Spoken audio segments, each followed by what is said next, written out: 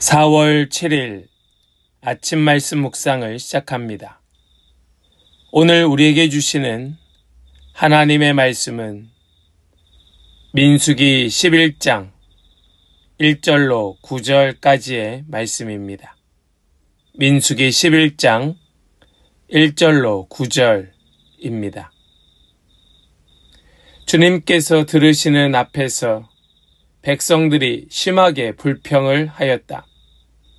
주님께서 듣고 진노하시어 그들 가운데 불을 놓아 진 언저리를 살라버리셨다.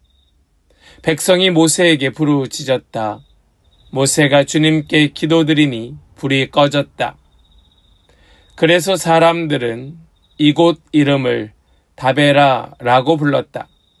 주님의 불이 그들 가운데에서 타올랐기 때문이다. 이스라엘 자손 가운데 섞여 살던 무리들이 먹을 것 때문에 탐욕을 품으니 이스라엘 자손들도 또다시 울며 불평하였다. 누가 우리에게 고기를 먹여줄까? 이집트에서 생선을 공짜로 먹던 것이 기억이 생생한데 그 밖에도 오이와 수박과 부추와 파와 마늘이 눈에 선한데 이제 우리 눈에 보이는 것이라고는 이 만나밖에 없으니 입맛마저 떨어졌다. 만나의 모양은 갓씨와 같고 그 빛깔은 부돌라와 같았다. 백성이 두루 다니면서 그것을 거두어다가 맷돌에 갈거나 절구에 찢고 냄비에 구워 과자를 만들었다. 그 맛은 기름에 반죽하여 만든 과자 맛과 같았다. 밤이 되어 진의 이슬이 내릴 때면 만나도 그 위에 내리곤 하였다. 아멘. 살아계신 하나님의 말씀입니다. 아멘. 할렐루야. 오늘도 우리에게 말씀하시는 주님을 찬양합니다. 오늘 주시는 말씀이 저와 여러분들에게 큰 은혜가 될 수 있기를 간절히 소망합니다. 말씀을 함께 나누며 묵상할 때에 이 말씀이 나에게 주시는 하나님의 음성이 될 수 있기를 축복합니다. 우리 성경 말씀 가운데 마태복음에 보면 예수님께서 이런 말씀을 하십니다. 또 비유로 말씀하시되 천국은 마치 여자가 가루 서말 속에 갖다 넣어 전부 부풀게 한 누룩과 같으니라. 한 번쯤 이 말씀을 들어보셨을 것입니다. 이 마태복음 13장에 나와 있는 이 비유의 말씀은 작은 누룩 하나가 그 가루 서말을 모조리 부풀게 한다 라고 하는 비유의 말씀입니다. 물론 이것은 예수님께서 천국 비유로 들려주신 말씀이지만 우린 여기에서 그 작은 것 하나, 눈에 보일 듯 말 듯한 그 작은 누룩 하나가 얼마나 많은 것들에 큰 영향을 줄 수 있는지를 보여주고 있지요. 이스라엘 백성들은 광야 여정을 본격적으로 시작하면서 그들의 삶이 불과 이제 얼마 되지 않았는데 원망과 불평을 쏟아놓기 시작합니다. 오늘 말씀의 1절 말씀을 같이 한번 보시겠습니다. 주님께서 들으시는 앞에서 백성들이 심하게 불평을 하였다. 주님께서 듣고 진노하시어 그들 가운데 불을 놓아 진 언저리를 살라 버리셨다. 아멘. 이제 불과 얼마 됐다고 그 노예 생활을 하던 이집트 땅에서 하나님의 놀라운 기적을 보고 그 홍해가 갈라지는 하나님의 역사를 경험하고 이제 그들은 시내산에서 하나님의 말씀을 받은 후에 본격적인 광야 여정을 시작하게 되었습니다. 그런데 그 시작부터 벌써 그들은 원망과 불평을 쏟아내고 있었던 것입니다. 하나님께서 들으시는 앞에서라고 말씀하지요. 이 말씀을 보면 이 백성들의 불평과 원망이 누구를 향한 불평이었는가를 우리가 생각하게 됩니다. 이것은 분명히 하나님을 향한 불평이었을 겁니다. 하나님께서 이것을 들으시고 진노하시어 그들 가운데 불을 놓아 그 언저리를 태우십니다. 여러분, 여기에서 분명히 말씀을 보면 주님께서 진노하시어, 주님께서 듣고 진노하시어 라고 말씀하고 있지만 하나님의 이 진노는 그들 모두를 불태우기 위한 진노가 아니었다는 사실을 우린 먼저 알아야 할 것입니다. 만약에 하나님께서 그들 모두를 불태울 만큼의 진노를 하셨다면 불이 언저리를 살라버리지는 않았겠죠. 하나님께서 그 불을 놓아 언저리를 살라버리신 까닭은 그들에게 그 불평이 얼마나 위험하고 무서운 것인가 하는 것을 알게 하시는 하나님의 마음이었습니다. 하나님께서는 우리 모든 말을 듣고 계십니다.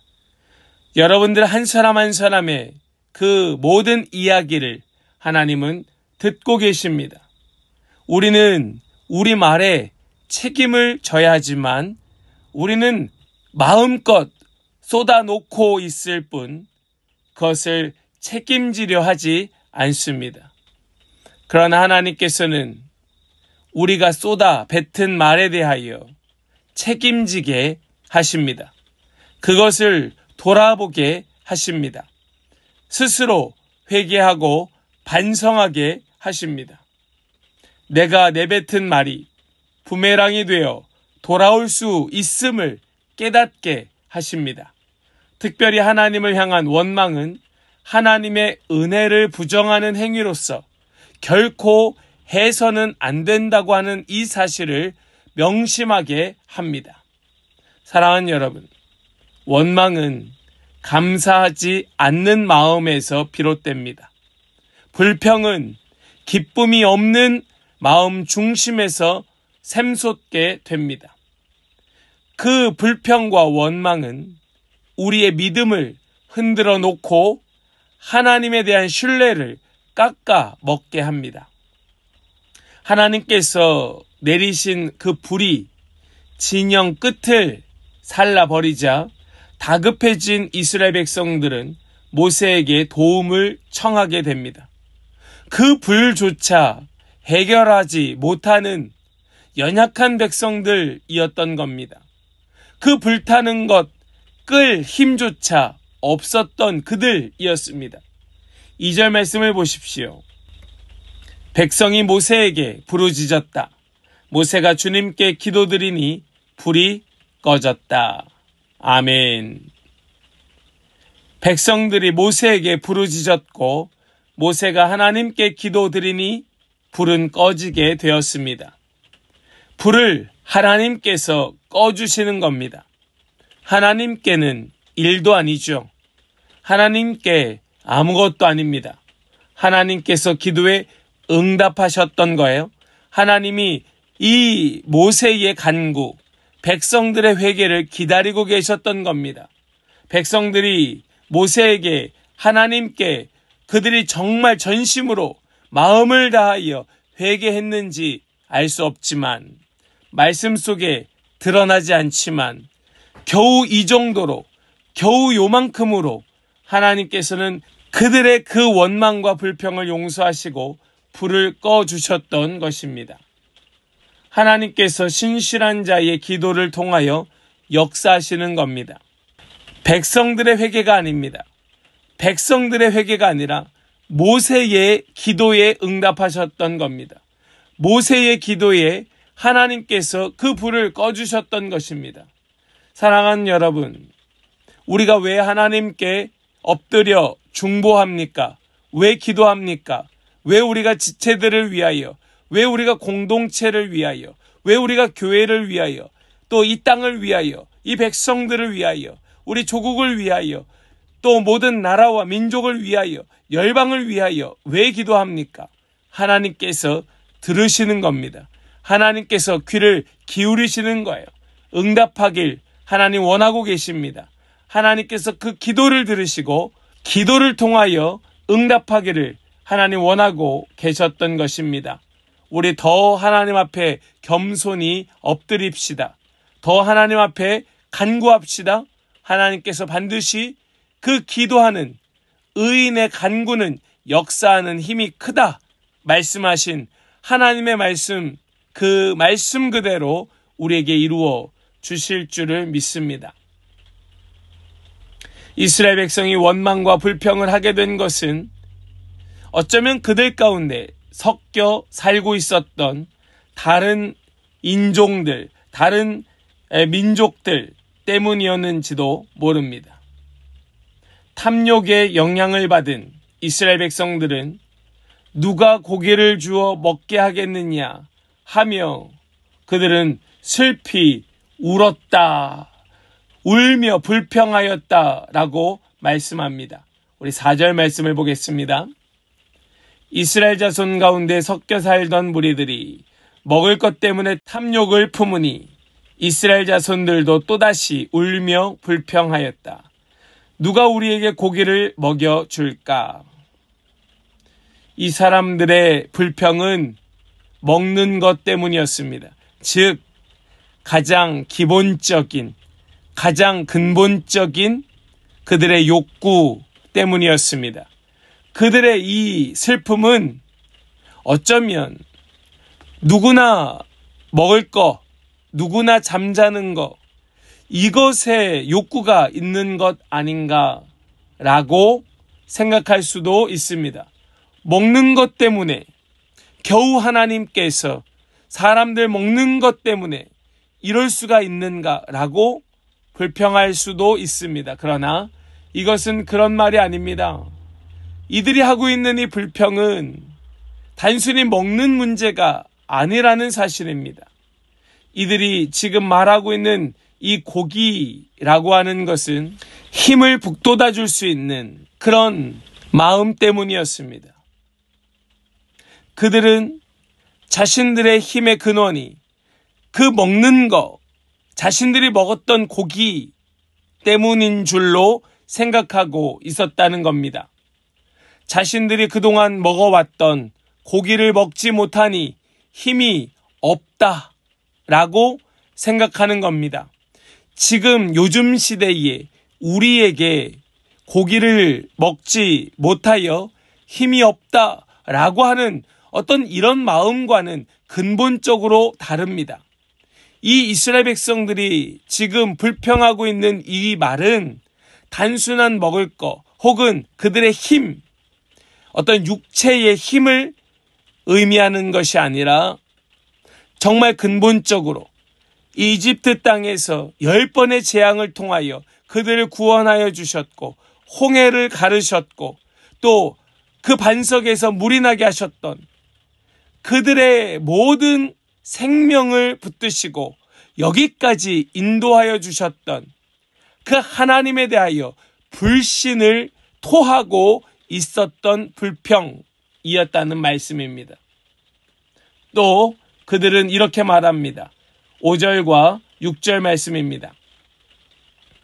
이집트에서 생선을 공짜로 먹던 것이 기억에 생생한데 그 밖에도 오이와 수박과 부추와 파와 마늘이 눈에 선한데 이제 우리 눈에 보이는 것이라고는 이 만나밖에 없으니 입맛마저 떨어졌다. 지금 이 이스라엘 백성들이 하고 있는 불평을 보십시오. 이집트에서 생선을 공짜로 먹던 것이 기억에 생생한데 이들이 이집트에서 신분이 무엇이었습니까? 노예, 종이었습니다. 그들은 노예로서 아무런 보수나 또 생명의 안전, 거주의 자유를 보장받지 못했던 노예였습니다. 그런 노예 생활을 하였던 그들이 겨우 생선을 공짜로 주었다고 하여 그것 때문에 이집트를 고마워하며 그리워하고 있었던 겁니다. 하나님의 은혜는 모조리 다 잊어버린 겁니다. 다 생각하지 못하는 거예요.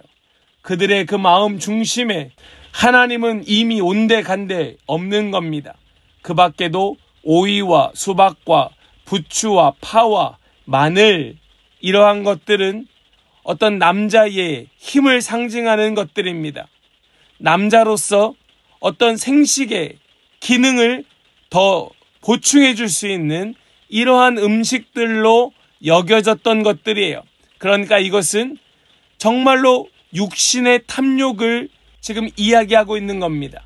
세속적인 가치관, 또 세상의 문란한 삶, 이러한 그들의 마음이 원망과 불평의 씨앗이 되었던 겁니다. 전혀 과거와 결별하지 못하고 자신의 과거를 끊어내지 못하고 그리스도와 함께 죽고 그리스도와 함께 사는 삶이 되었어야 하는 그들이 여전히 옛사람의 모습을 붙들고 옛습관대로 살려고 하는 그들의 모습을 보여주고 있는 겁니다. 주님의 은혜에 사로잡혀 이전의 삶으로 돌아갈 수 없는 것이 그들이었건만 그들은 그 모든 것들을 다 잊어버리고 하나님을 원망하고 불평하고 있었던 겁니다.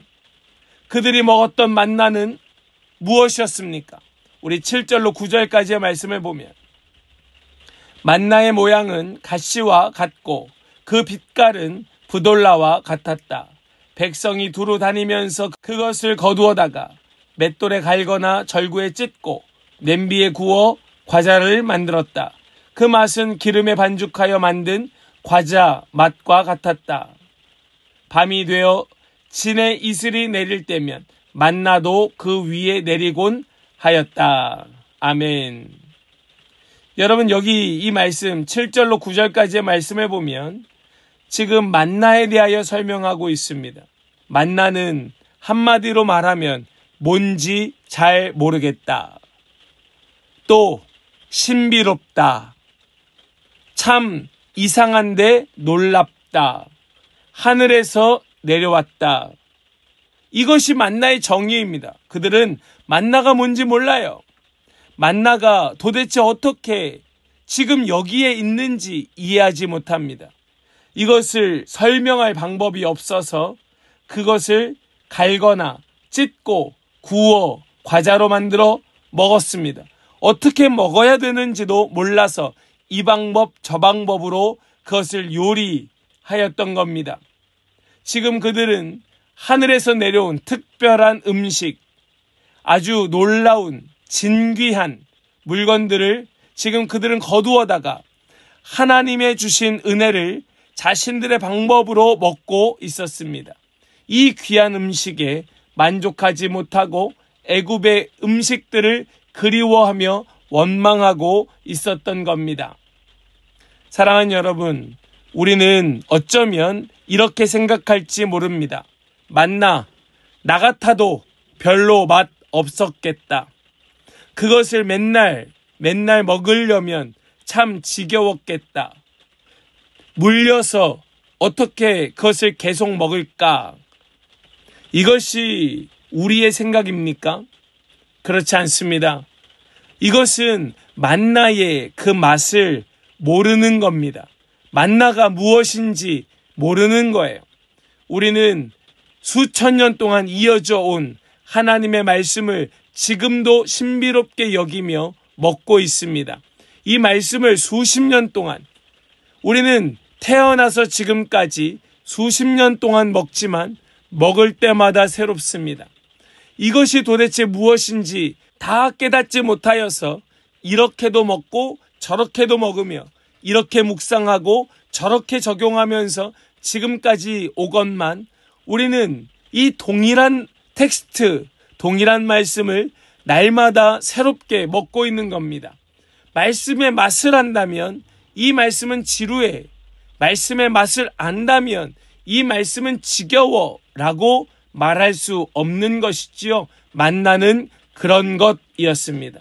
만나는 그들에게 충분한 것이었습니다. 넘치는 것이었습니다. 이들의 불평은 만나가 그 동일한 것이 지겨웠기 때문이 아니고 그들은 여전히 세상의 세속 문화를 끊어내지 못하고 옛사람의 습관을 잘라내지 못한 그들의 삶이 문제였던 것입니다. 사랑하는 여러분, 우리는 어떤 마음으로 신앙생활을 하고 있습니까? 혹시라도 우리의 신앙생활이 원망과 또 불평으로 나 한 사람 때문에 공동체를 병들게 하고 있지는 않습니까? 내가 아무 생각 없이 입으로 뱉어내는 그 원망의 말들 때문에 공동체가 앓고 있지는 않습니까? 그 원망과 불평의 말을 거두십시오. 이제는 그것을 끊어내십시오. 옛사람의 모습, 옛습관의 삶을 이제는 잘라내십시오. 그리고 하나님 주신 것에 감사하며 만족하십시오. 감사와 또 만족은 나의 불평을 막고 공동체를 세우며 하나님의 은혜를 더욱 깊게 할 줄을 믿습니다. 우리의 감사의 마음이 우리의 원망을 덮을 때에 우리의 삶은 그 만나 속에서 날마다 신비로운 경험을 하게 될 줄을 믿습니다. 이 혼란스러운 세상 가치관이 판을 치고 있는 이 어두운 세상 속에 여전히 우리에게 필요한 것은 만나와 같은 말씀입니다. 이 말씀만이 우리를 더 새롭게 하고 말씀만이 그 신비한 하나님의 뜻을 분별하게 합니다. 우리는 이 어두운 세상에서 말씀을 붙들고 평안을 누려야 합니다. 저는 저와 여러분들 모두가 하나님 주시는 만나 그 말씀을 붙들고 하나님 앞에 감사하며 만족하는 삶을 살 수 있기를 간절히 축복합니다. 우리에 있는 모든 원망과 불평을 거두고 공동체를 건강하게 바르게 세워갈 수 있는, 그렇게 더 번져가지 않도록 이제는 끊어내는 우리 모든 성도들의 삶이 되시기를 주님의 이름으로 간절히 축복합니다. 아멘. 기도하겠습니다. 할렐루야. 하나님 감사합니다. 오늘 주신 말씀 붙들고 더욱 주님의 말씀을 사모하게 하여 주시니 감사합니다.